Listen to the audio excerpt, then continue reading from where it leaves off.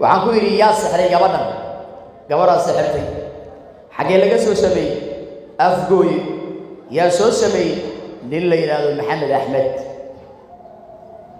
markaasaan ku yidhi ninka xagguu joogaa hadda meel afgooy ka tirsan oo la yidhaahdo mukoyga meeshaasuu joogaa lambarka ii sheeg lambarkiibaa la ii sheegay lambarkii baan wacay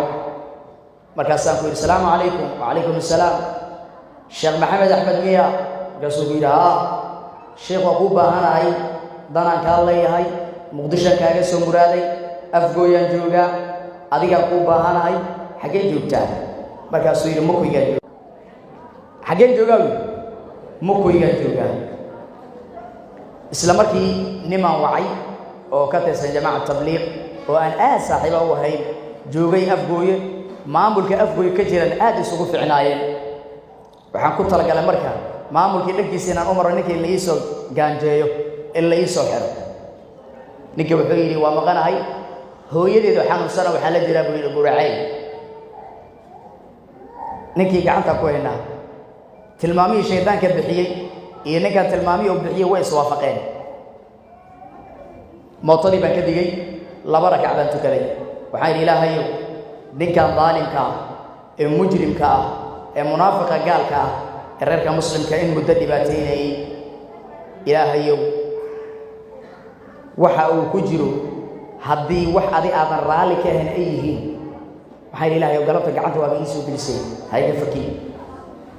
anigoo salaadii ku jira taxiyaadka u fadhiya baa waxay igu soo dhacday gabadhii la sixray habaryarteeda baa ila socday afkoo ila joogay inaan idhaahdo waryaa kaalay maqaaxida saga waxaad tidhahdaan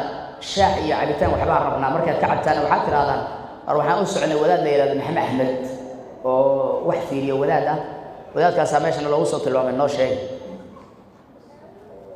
fikraddaas ay igu soo dhacday ilahay igu soo dheliyey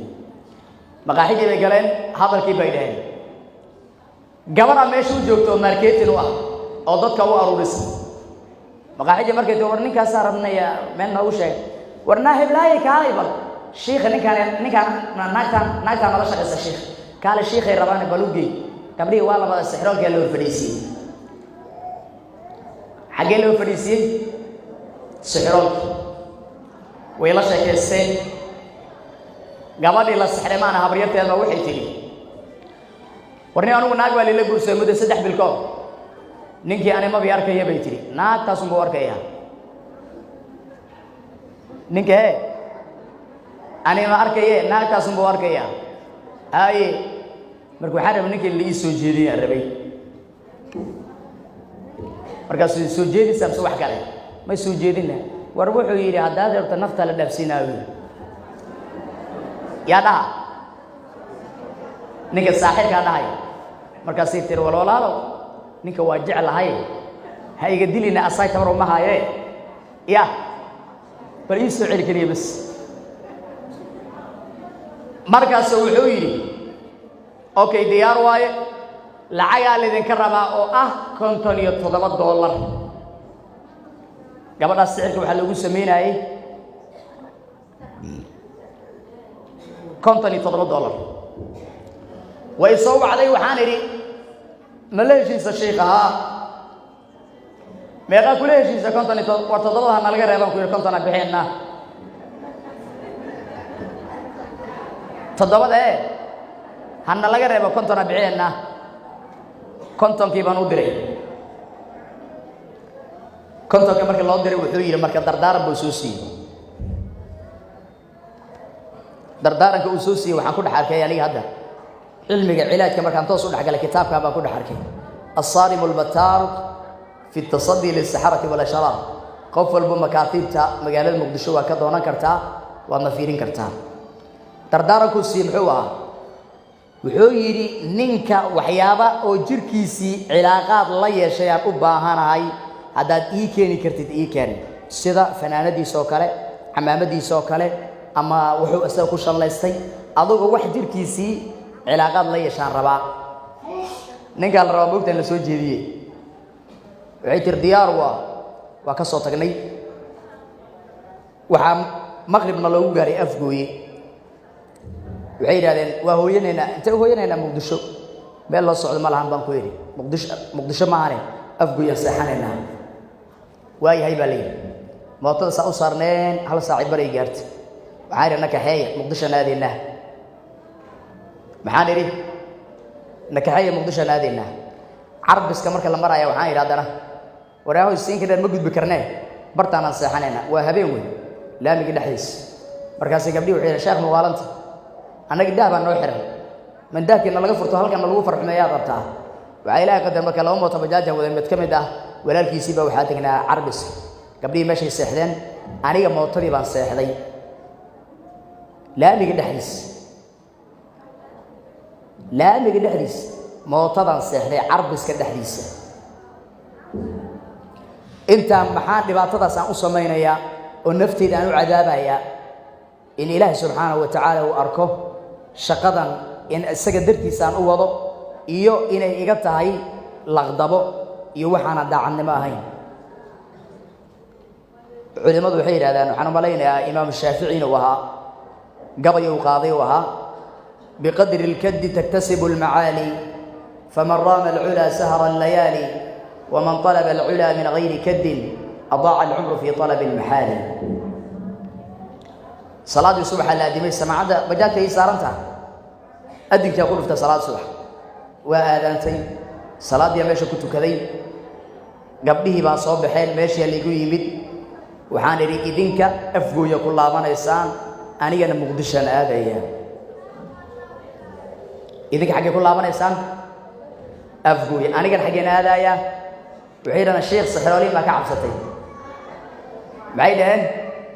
الشيخ ما عبستي بين سحرولي ما كعبستي مركز سام كير مية كبر وحيد كنت مركز يخشي أنا جي أبتي كذا إسرعنا يصلي يخشي دان تقني ورقة دان قرني وابحنا قاربا قاضني أفقوي تقني أفقوي مركز تقني صلي أفقوي ورقة تصني لبا أسكرنا لو صدري قسما بالله قسما بالله قسما بالله ومقع إلهي غير لو ما دارت ضدك معلنتي أنيق عن قرآن صاروا وقاري يترضى تضرب بقول كوني لبا بقول كوني شنبقول إلى لبكم قاري ضد لك بوحى سوغيا نينك ساحرك غوريغي سوحى كوهريا لا afar boos waaweyn ba ku hortaala gurigiis niman iyo naago isaga feel loogu jira sida dhaqaatiirta oo kale waxa la sugayaa sixir baa la sugayaa laba askar ama lagu daray labadii askar dadka markay arkeen waxa ka dhacday kabtayda ma aragtay shabaaba meesha soo galay ya soo galay shabaaba meesha soo galay kabtayda ma aragtay ka dhacday waa la kala yaacay ninkii gacanta lagu soo dhigay saldhiga la keenay daqiiqada gudaheeda saldhiga afgooye dhaxdiisii waxa soo istaagtay 41 qofood baan ka tiriyay 41 qofood oo sixiroolayaal ah oo magaalada laga garanayo hadaba dad luuq ku jira ma waa la garanayaa 41 qof oo saaxiriina baa waxa soo hor istaagtay saldhiga hortiis marka bay maxay bixinayaan lacag bay bixinayaan markaas sheekhana loo soo daayay oo sheekh muxuu idin dhigaa cilmiga adduunyada aan ku mar lahayn oo noo baraa muxuu na barayaa cilmiga adduunyada aan ku mar lahayn buu na marayaa markaas waxa dhacday horta ninkii yaa soo xiray markaas canugaas xumo biraha ku kutubaa yaa soo xiray maxay canugaas xumo biraha ku taataagsahay soo xiray sida marka la yiri qasman billah 41 kooda luuqyada ay galeen waxay kadib taliye saldhiga iyo wixii ba soo baxay maamulkii waxay yiraahdeen ninkan oo saaxirka idinka ku tilmaamaysan qofkii dacwo u qaba waxaan u gudbinaynaa annaga baydhaban u gudbinaynaa waxaan nahay annaga dawlad gaar ah nahay waxaan la dhahaa koonfur galbeed ayaga ma lacagta ka keenta mooho ayaga miya lacagta la siiya ka keentano